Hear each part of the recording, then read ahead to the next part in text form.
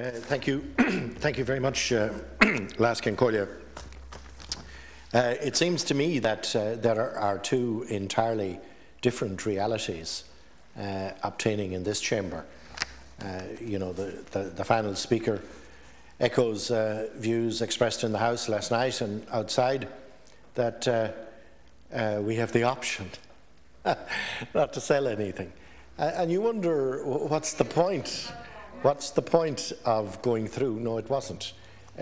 You wonder what's the point in going through all of what we've been through over the last 3.5 years when people come in here and say, don't sell any state assets, but rather invest in wind or whatever. Where is it suggested that we're going to get the funds to invest in wind? There's a great deal of it blowing around the chamber here last night and tonight. Order, please. And Order. Very little by way of prescription. Laskin Collier, these are perilous times for our country and indeed for the European Union. We can have an interesting debate about allocating blame for the crisis into which we have been plunged. But such a debate, whereas it may be useful in terms of lessons to be learned for the future, but such a debate is of little value in the here and now or in pointing the way to economic recovery. And that's the difference between government and opposition in this debate. The government is focused on solutions designed to help our economic recovery. Opposition speakers are focused on mischief-making, mock indignation and distortion of the facts in the hope that it will strike a chord with a section of the electorate. The Sinn Féin motion's principal proposer, Deputy Martin Ferris, allows himself to be distracted from the purpose at hand in his enthusiasm to have a go at the Labour Party. It seems that the Sinn Féin hierarchy is satisfied that there's no point kicking Fianna Fáil. There's scarcely any sign of life there at all. And so Sinn Féin directs all its ink at the Labour Party. And just in case that any of Deputy Ferris's inkjets missed their target, a half a dozen colleagues weighed in to misrepresent the position of the Labour Party before and since the general election. I made plain in June 2010, when the Fianna Fáil-led government established the McCarthy Group, that given the crisis inflicted on us, Labour was prepared to examine each case on its merits, but was not in favour of the disposal of strategic state assets. That was our position after the general election and remains our position tonight. That's why the programme for government committed the new government to the sale of non-strategic assets to a value of €2 billion. Why have we now agreed a figure of €3 billion with the Troika? Well, essentially for two reasons. We will get €1 billion back to reinvest in the productive potential of the economy. And secondly, it was the best that we could negotiate against the backdrop of an expectation on the part of the Troika arising from the original Memorandum of Understanding that the Assets Disposals Programme would raise €5 billion. When the last government put our country into hock, the Fianna Fáil Green Party government was in complete dysfunction. Not a single minister was prepared to lead the negotiations with the IMF, EU and ECB. But they did re-emerge to sign away the country's economic sovereignty, just as on September the 29th, 2008, they signed away the deeds of this country in the most reckless gamble by any government in any modern democratic state. At the very first engagement between the Troika and the new government, it was made plain that their expectation was that €5 billion of assets would be sold off and the proceeds used exclusively to write down debt. No figure was used in the original Memorandum of Understanding, and presumably that was because a general election was imminent. Gradually, the new government has persuaded the Troika that asset sales to the scale of €5 billion was unrealistic in the lifetime of the programme, and even more importantly, that it was in the best interests of the revival of our economy that we be free to reinvest a significant proportion of the proceeds. Against that background, the outcome announced by my colleague, Minister Howlin, is one hell of an improvement. It was sad to listen to the new leader of Fianna Fáil, who has the distinction of being one of the 15 men and women who surrendered our economic sovereignty, arguing on Morning Ireland that the original Memorandum of Understanding caused the establishment of the McCarthy Group in order to improve the efficiency of the gas and electricity sector. That's what the man said. You would have thought that the history is too recent for Deputy Martin to forget that the government of which he was at least a pavilion member had set up the McCarthy Group 5 months before what he calls the original Memorandum of Understanding. Further, the very first of the terms of reference given to the McCarthy Group in June 2010, when no bailout was anticipated, were as follows, and I quote, "To consider the potential for asset disposals in the public sector, including the commercial state companies, in view of the indebtedness of the state." That was the mandate given to Colin McCarthy and his group.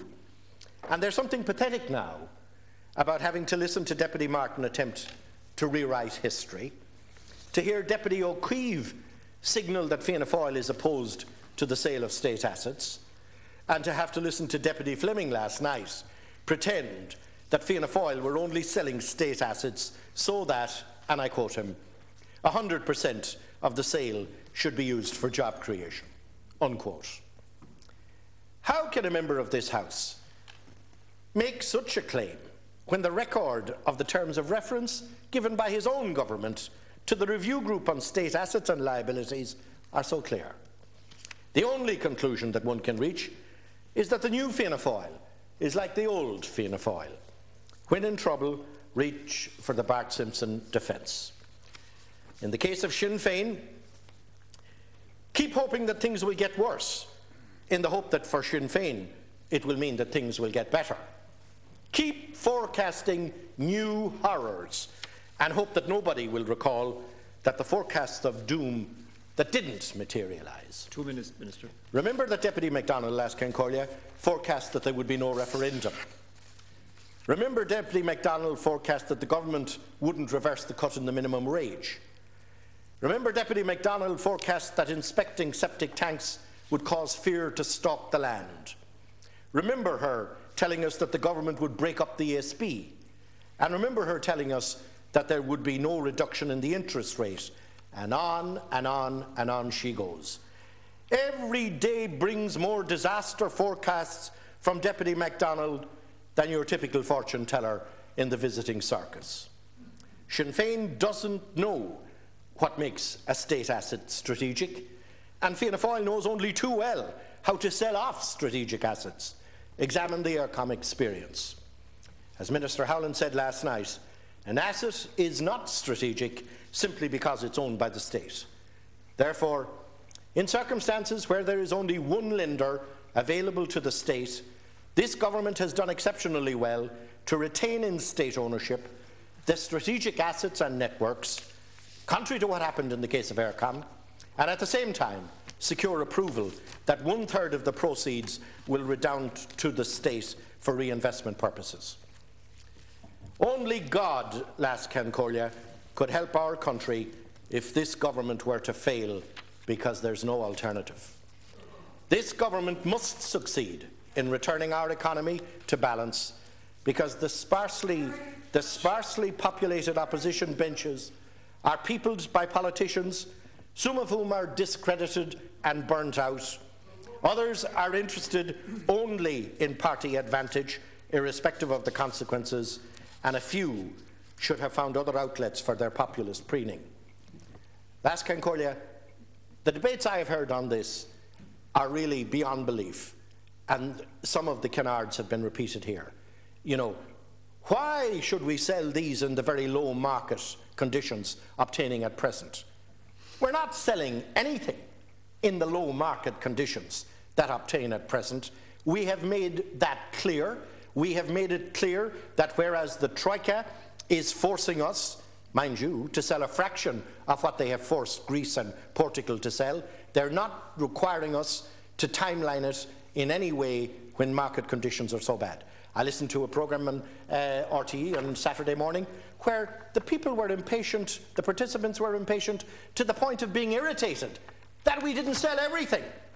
And could we not get on with it? And then the second half of the same programme was devoted to the difficulties being caused for the workers and for those who had shares in the ESOT and so on. So they can take both sides of the road with them.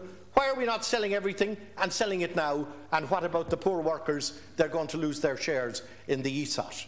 I mean, this kind of misrepresentation of what it is that we're about here. We are doing what we are doing because it is required of us by the only lender that we have.